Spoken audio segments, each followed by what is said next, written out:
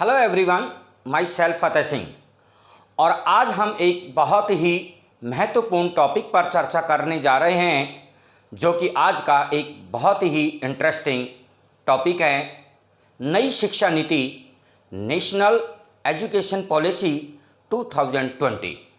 Okay, यह बात सही है कि महान पुरुष एवं बुद्धिजीवी कहते हैं कि किसी भी देश में बड़ा बदलाव करना हो तो सबसे पहले उसकी शिक्षा नीति को बदलना चाहिए, जो आज भारत देश में इसकी शुरुआत हो गई है। भारत सरकार की मानव संसाधन विकास मंत्रालय ने आज इस नई शिक्षा नीति की घोषणा की है। यह घोषणा 34 वर्षों के बाद की गई। इसके तहत केंद्रीय मंत्रिमंडल द्वारा नई शिक्षा नीति 2020 को मंजूरी दे दी गई है। यह नीति 34 वर्ष पुरानी नई शिक्षा नीति 1986 की जगह लेगी। इस नीति का मुख्य उद्देश्य देश भर में विद्यालयों एवं उच्च शिक्षा व्यवस्था में ट्रांसफॉर्मेशनल रिफॉर्म लाना है। इसके लिए पूर्व इसरो प्रमुख के कस्तूरी रंगन, कौन है?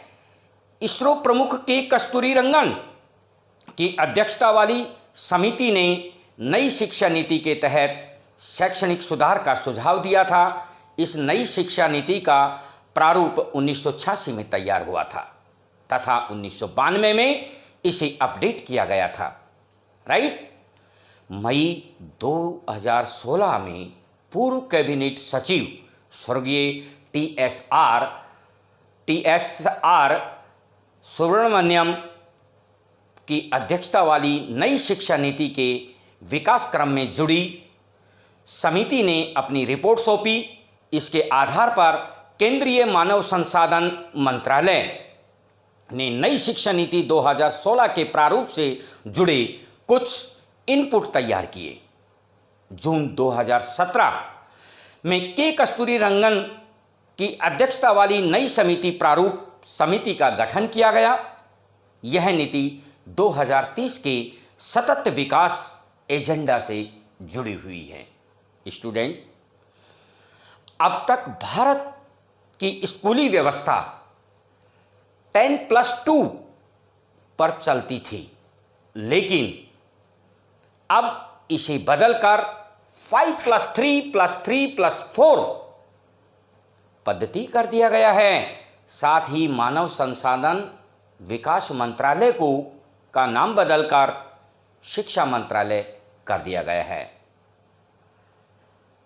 स्टूडेंट, अब हम इस नई शिक्षा नीति को विस्तृत रूप से डिस्कस करेंगे, जिसमें न्यू एजुकेशन सिस्टम को हमने 2 भाग में विभक्त कर और उसे अच्छे से समझाने की कोशिश की है। तो फिर हम डिस्कस करते हैं। देखिए, न्यू एजुकेशन सिस्टम, जिसको कि स्कूल सिस्टम एवं हायर एजुकेशन सिस्टम में बांटा है। न्यू एजुकेशन पॉलिसी में 5+3+3+4 फॉर्मूला क्या है? यह स्कूलिंग सिस्टम में अपनाया गया है, जिसमें 5 वर्ष का जो पढ़ाई है उसको 3+2 में डिवाइड किया गया है। और इस 5+3+3+4 को 4 स्टेज में बताया गया है। First, foundation stage, second, preparatory stage, third, middle stage and last, secondary stage माना गया है। इसमें 5 वर्ष, जो कि फर्स्ट जो स्टेज है, जिसे कि फाउंडेशन स्टेज माना गया है, 5 वर्षीय पढ़ाई बताया है, जिसे हम 2 सेगमेंट में बांटा है, 3+2। 3, ये 3 वर्ष की पढ़ाई, जो कि 3 से 6 वर्ष, यानी कि 5 वर्ष जो कि फाउंडेशन स्टेज हमने बताई है, यह 3 से 8 वर्ष तक के जो बच्चे हैं उनकी पढ़ाई के लिए है। इसमें 3 वर्ष की पढ़ाई 3 से 6 वर्ष, जिसमें नर्सरी, LKG एंड UKG को रखा गया है और इनकी पढ़ाई के लिए आंगनबाड़ी, प्री स्कूल या बालवाड़ी को खोला जाएगा, यानी कि इसमें इन्हें पढ़ाया जाएगा। शेष हमारा जो 2 वर्ष की पढ़ाई है वह 6 से 8 वर्ष के जो बच्चे हैं वो क्लास 1 एंड 2 की पढ़ाई करेंगे। इसके लिए जो फाउंडेशन स्टेज माना गया है, इसमें 3 से 8 वर्ष के जो बच्चे हैं उन्हें nursery, LKG, UKG, 1st and 2nd class में पढ़ाया जाएगा और इनका जो पढ़ाई का तरीका होगा वो खेलकूद एवं अन्य गतिविधियों के द्वारा करवाया जाएगा तथा इनकी जो पढ़ाई का करिकुलम, जो ढांचा है वो NCERT के द्वारा तैयार किया जाएगा। एवं साथ ही इसमें अंग्रेजी की अनिवार्यता को समाप्त कर अंग्रेजी विषय को रूप में पढ़ाया जाएगा। अंग्रेजी को एक विषय के रूप में पढ़ाया जाएगा तथा जो पढ़ाई का माध्यम होगा वो मातृभाषा या राष्ट्रीय भाषा अथवा प्रांतीय भाषा में उनको क्या किया जाएगा, पढ़ाया जाएगा। ओके, नेक्स्ट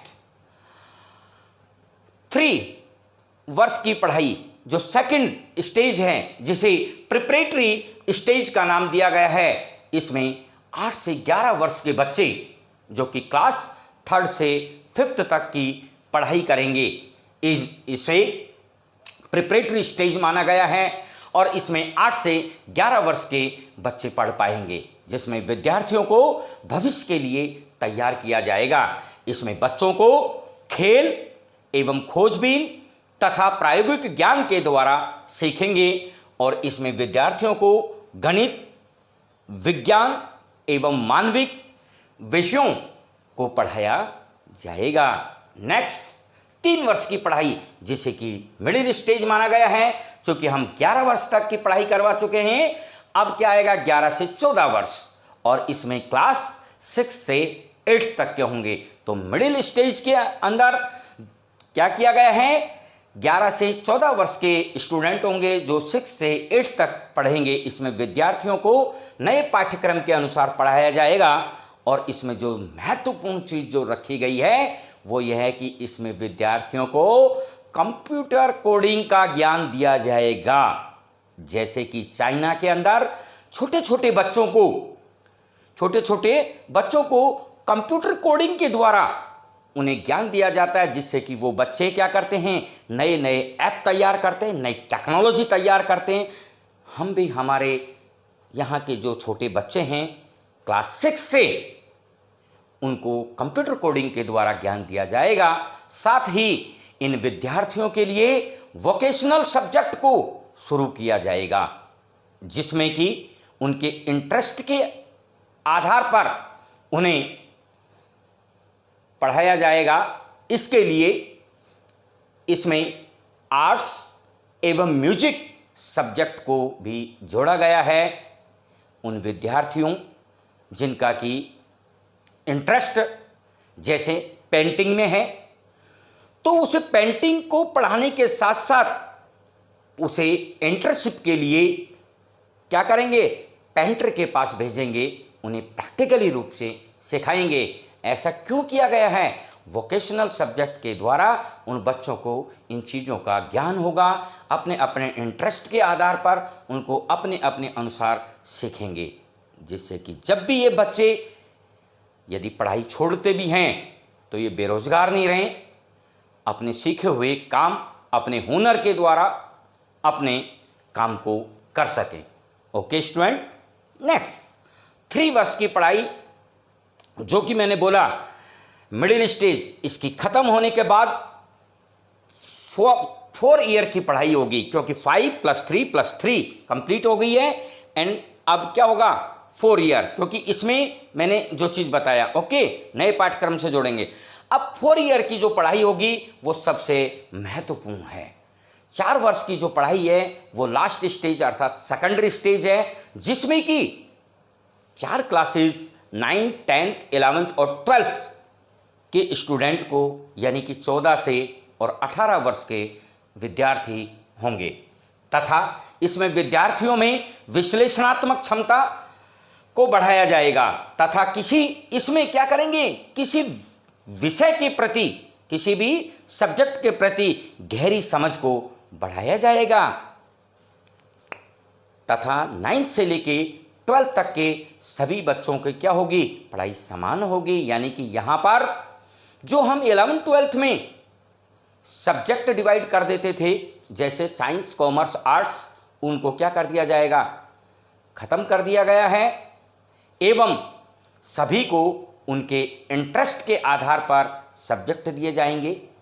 इसमें जो साइंस का बच्चा है वो आर्ट्स भी पढ़ सकता है और आर्ट्स का बच्चा क्या है, साइंस भी पढ़ सकता है तथा इसमें बोर्ड को खत्म कर सेमेस्टर सिस्टम को लाया गया है, जो कि 1 वर्ष में 2 बार परीक्षाएं होंगी, एक सेमेस्टर 6 महीने का होगा।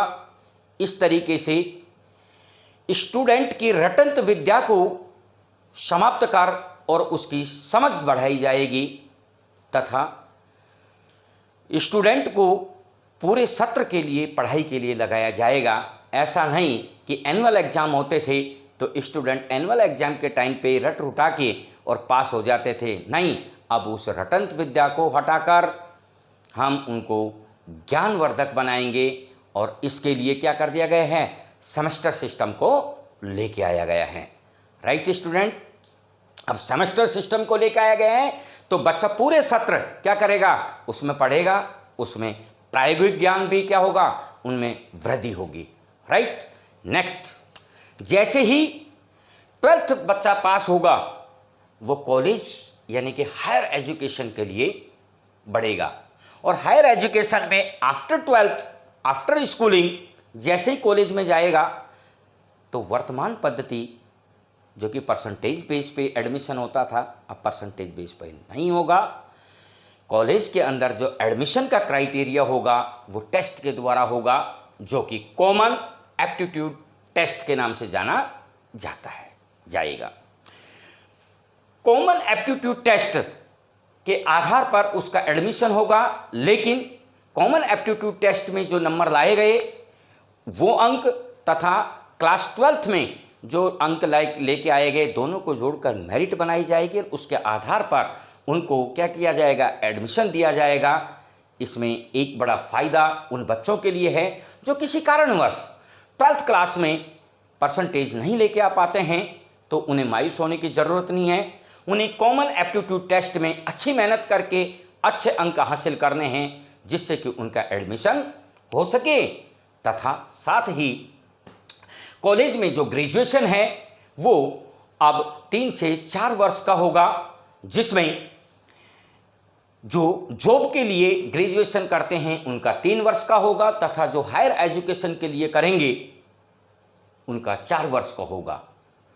1 वर्ष जिसने ग्रेजुएशन किया है उसे सर्टिफिकेट मिलेगा, 2 वर्ष अगर जिसने किया है उसे डिप्लोमा मिलेगा और 3 वर्ष जिसने किया है यानी कि कंप्लीट 3 वर्ष किया है उसे क्या मिलेगी, डिग्री मिलेगी। और यदि कोई 4 वर्ष का करता है यानी कि हायर एजुकेशन के लिए करता है तो उसे एमए में एडमिशन दे दिया जाएगा और एमए 1 वर्ष की होगी और इसके साथ ही उसे क्या कर दिया जाएगा, पीएचडी में प्रवेश मिल जाएगा, क्योंकि एमफिल को समाप्त कर दिया गया है। ओके, एमफिल को समाप्त कर दिया गया है और यहाँ पर पीएचडी के साथ में क्या हो जाएगी, डिग्री मिलेगी।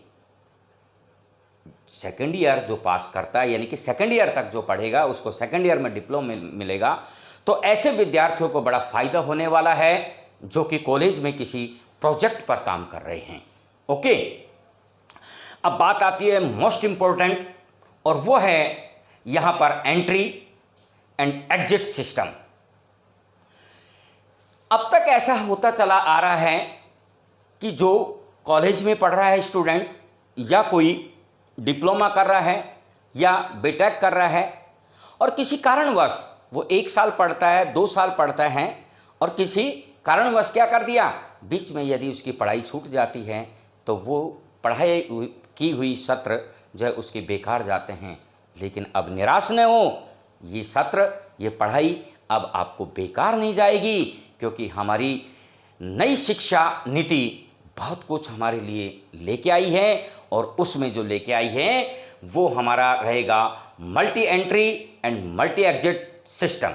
इसमें क्या होगा, जो स्टूडेंट मान लीजिए 2 साल पढ़ लिए और उसकी पढ़ाई क्या है, अब वो पढ़ रहे हैं और वो नया कोर्स करना चाहते हैं, तो वो वहाँ से पढ़ाई छोड़कर उस नए कोर्स में क्या कर सकते हैं, जा सकते हैं। लेकिन उनकी वो पढ़ाई बेकार नहीं जाएगी। उसके लिए क्या किया गया है, एकेडमिक बैंक क्रेडिट बनाया गया है, जो कि कंप्लीटली डिजिटल होता है। जहाँ तक वो पढ़ा है उसके उन मार्क्स को क्या कर दिया जाएगा, बैंक क्रेडिट में जोड़ दिया जाएगा। और जब वो कोर्स वो करके और जो छोड़ा हुआ कोर्स था यदि उसको वो करना चाहता है तो उसे पुनः क्या दे दिया जाएगा, एडमिशन दे दिया जाएगा। और कहाँ दे दिया जाएगा, जितना उसने कर लिया है उसके आगे से बाकी जो पीछे जो छोड़ा था वो मार्क्स उसके साथ में जुड़ जाएंगे। इस प्रकार से यह पॉलिसी बहुत ही अच्छी पॉलिसी है, आने वाले बच्चों के लिए बहुत ही अच्छी पॉलिसी है, विशेषकर उन छोटे बच्चों के लिए जो कि किताबों के बोझ के तले दबे थे। इसमें किताबों का बोझ को कम कर ज्ञान को बढ़ाया जाएगा, रटंत विद्या को कम कर नींव बल पर जोर दिया जाएगा तथा यह नीति सत्र 2021-22 से प्रारंभ होगी। हम सभी स्टूडेंट के उज्जवल भविष्य की कामना करते हैं। आपको मेरे द्वारा समझाए गए इस नई शिक्षा पद्धति में यदि कोई प्रॉब्लम हो तो आप कमेंट बॉक्स में मेरे से पूछ सकते हैं, आपको या आपका मैं समाधान करूंगा। एंड मेरे चैनल को please like, share and subscribe करें। Thank you.